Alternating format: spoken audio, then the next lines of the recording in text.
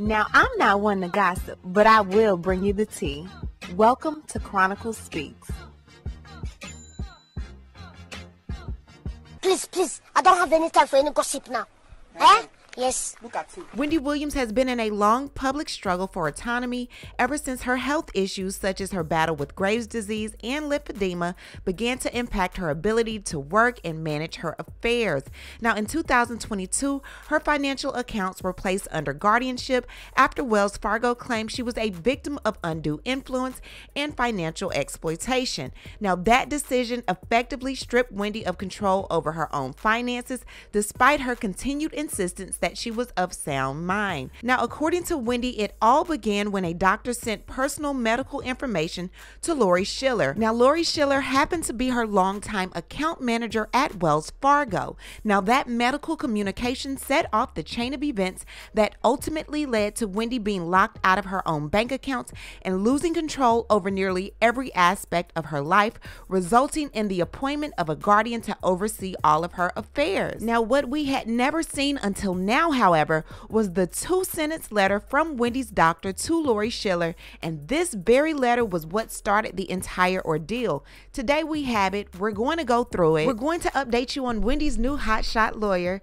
Wendy being denied dinner with her lawyer and her niece, and Wendy allegedly declining medical testing. We're going to give you that information and so much more, but before we do, please be sure to subscribe to this channel and hit the bell for notifications so you don't miss out on any news regarding this story and so much more. Now let's get back into it. Now, according to the Shade Room, court records show that in 2022, before the guardianship was filed, Wendy's psychiatrist, Rami Kaminsky, wrote a letter to her financial advisor, Lori Schiller. Now, this letter stated that Wendy had been his patient for over a year, appeared unable to make reasonable decisions, with her insight and judgment described as severely impaired. Now, let's read this letter. This letter is from the Institute of Integrative Psychiatry, and it is dated January 20th, 2022. The letter reads this: Dear Miss Schiller, Miss Williams has been my patient for over a year now.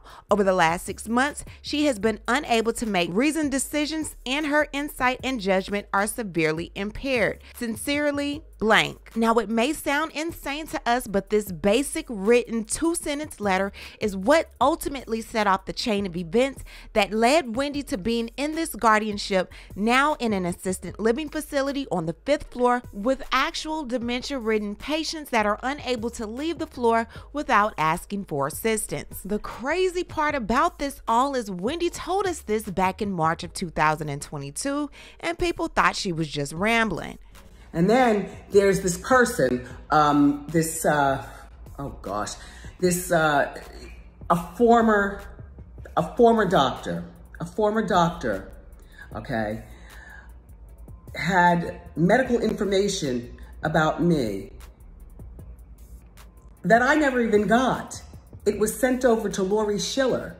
So I haven't gotten the stuff. I fired the doctor. And again, all I want to know is, where is my money? This is not right. And certainly,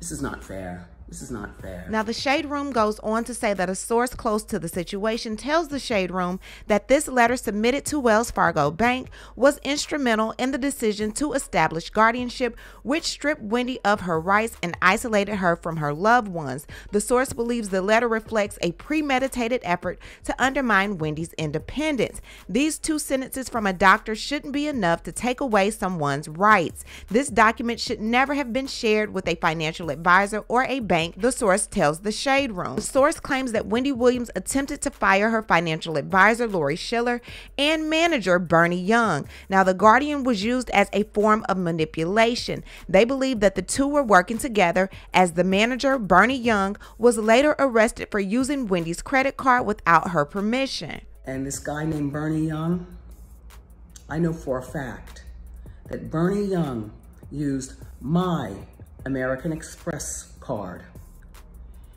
to hire an attorney to file a petition against me. That was done with my American Express card. Bernie Young, You're no good. And this is not fair at all. Bernie Young allegedly took the $10,000 from Wendy's American Express account to file a petition for guardianship over Wendy, although Wendy wanted absolutely nothing to do with him. Wendy's bank, Wells Fargo, allegedly said that Wendy's former manager, Bernie, was someone who was actually acting in her best interest. Comments like that, knowing that this man stole money from her, is the reason why people feel like Lori Schiller and Bernie were working hand in hand to get Wendy into this guardianship so everybody can cha-ching, cash out. Wells Fargo has used all this stuff to create the guardianship over me. This is not right. And certainly this is not fair. The New York court system is,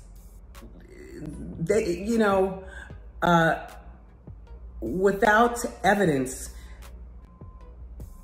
they're being weird to me, this court system. Without evidence, they took all this information and continued with what's going on with me based on what Wells Fargo is doing. This is not fair. This is not fair, you know?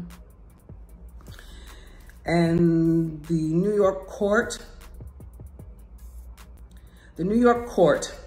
is treating me like they did in, do you remember Kung Fu judge case? Do you remember that Kung Fu judge case? That's not right, and that is not fair. Lori Schiller, Bernie Young, and Wells Fargo. Please let me have access to my money. This is not right. It was hard to understand what Wendy was trying to convey at the time, but she was making perfect sense and honestly letting you know what was getting ready to happen in her situation. Now, she mentioned the Kung Fu judge. Judge John L. Phillips Jr., affectionately known as the Kung Fu judge, was a former Brooklyn civil court judge renowned for his martial arts skills and significant real estate holdings. Now, in 2000, at the age of 70, Phillips was declared mentally incompetent, and this decision was influenced by his intention to challenge Brooklyn District Attorney Charles Joe Hines in the upcoming election. Now, this declaration led to the appointment of court-appointed guardians who over the following years mismanaged Phillips' substantial estate, resulting in financial losses and personal hardships for him. Does this story sound familiar? Wendy was actually on to something. She was telling you what was getting ready to happen, but because of what was going on with her, she couldn't really convey her message. In 2004, Philip was forcefully relocated to a nursing home in the Bronx, far from his Brooklyn community. There, he was confined to a small, unheated room and denied necessary medical care, including a proper diabetic diet. His family members were reportedly barred from visiting, and the nursing home failed to produce any court order authorizing his confinement. This led to a lawsuit filed by his nephew alleging unlawful confinement and mistreatment, and the case was settled in 2015 for $750,000, with the nursing home agreeing to repay funds misused by guardians and to compensate for the harm caused to Phillips. Wendy brought up this case to try to convey a message of what was getting ready to happen to her. You guys always tell me about the movie I Care a Lot. This is real. This happened to a judge. This is now happening to Wendy. This happens to celebrities, to regular people every day. They play with this man's money, they play with his living conditions, and ultimately play with his legacy, and they had to pay for it. So what do you think is going to happen with this situation with Wendy? I have a feeling that some very powerful people are getting ready to go down, and they're trying their best to make sure that these truths are not uncovered. And speaking on uncovering truths, hotshot famed attorney Joe Tacopina is now a part of the legal team that is handling Wendy Williams' guardianship case. You know this lawyer's name, and you really know his former clients, like A-Rod, Michael Jackson, even the president, Donald Trump. But yes, I am representing her. I'm a personal attorney right now. I will be entering the guardianship case one way or another, but it's a convoluted process because the judge has to approve guardianship attorneys. And the last thing they want to do is see my face in that courtroom. So, but yes, I am representing her. I am the lawyer right now. So they thought that locking her out of her millions, taking her phone with her big name contacts in it would keep this woman from being able to help herself get out of this guardianship. This woman is very resourceful and she has ways of making things happen. That's why we all know that Wendy does not have frontal temporal dementia or aphasia. So in knowing the type of attorney Joe is, they're scrambling. No one wants to get caught. Wendy was trying to have dinner with not only Joe, but her niece Alex. The plan was to have dinner at a New York City restaurant. That was up until Sabrina Morrissey, the Guardian, pumped the brakes on Wendy leaving her 5th floor of the facility, which Wendy calls a luxury prison. This is crazy because the lawyer for Wendy's guardian, Sabrina, said that Wendy could leave whenever she wanted to. She wasn't being trapped. Anytime she wanted to see her family, she could, but obviously not. Why aren't y'all letting her meet with her attorney? What's the problem? Now the word on the curb, according to Sabrina, is that Wendy Williams declined medical testing amid her fight to end her guardianship. The article from People magazine reads this: Wendy Williams refused medical testing amid her ongoing fight to end her guardianship, her guardian claims.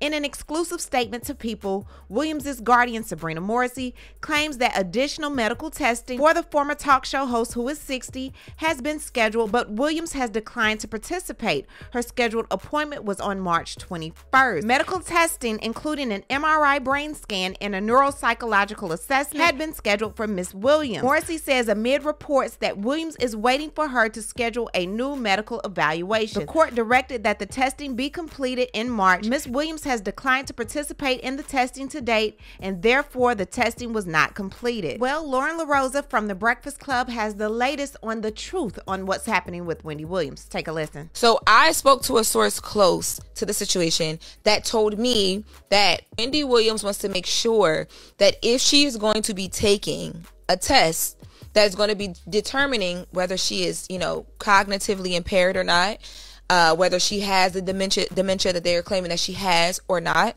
she wants it to be fair. So she wants to get a third party independent evaluation done, something that I honestly think is really, really smart.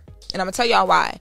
She also wants to make sure that whoever is doing the testing, when I say independent, is not appointed by the judge. And yes, the judge, the conservator, they can fight it, but so can Wendy's attorneys. They can come back and say, oh no, here's why we need to do this. Wendy is not against taking any testing. So the reports that Wendy is not open to taking the test are not true. From everything I'm being told is that she's open to taking it. She actually has a court date coming up. They'll be having a conversation about, the attorneys and who will be where, but also that testing and wanting an independent, situation or independent testing that is not chosen or appointed by the conservator or the judge. I want to make sure there's no bias whatsoever. Now, I am also told that if Joe Tacopina is denied the ability to work within Wendy's case, there will be legal lawsuits that will happen against the setup, against the judge. Just because, rightfully, the way that, this whole thing is set up is like, it should be in the best interest of the person who needs the guidance and the structure of the conservatorship. And Wendy does not feel like this is that. So from what I am told, lawsuits will fly if this does not happen. Baby, I cannot wait to say, we did it. We did it, Joe. We did it. We did it, Joe. Get that lady out the guardianship, off the 5th floor, out the nursing home, and with somebody that's going to actually care for her. I just have a feeling that certain alarms are going to ring for certain someones that have not been holding true to their oath of office. Either way, Wendy deserves better, and I don't think she's going to rest until she gets it. What I need to do is hear from you. What do you think about all of this madness going on with Wendy Williams? What do you think about that 2-sentence letter? What do you think about her new attorney? Leave comments. Let me know what you think, and you know how we do. We'll talk about it down below. Talk to you guys later. Bye. As always, thanks for watching. But before you go, don't forget to subscribe to this channel, like this video, and hit the bell so you don't miss out on any of my new episodes.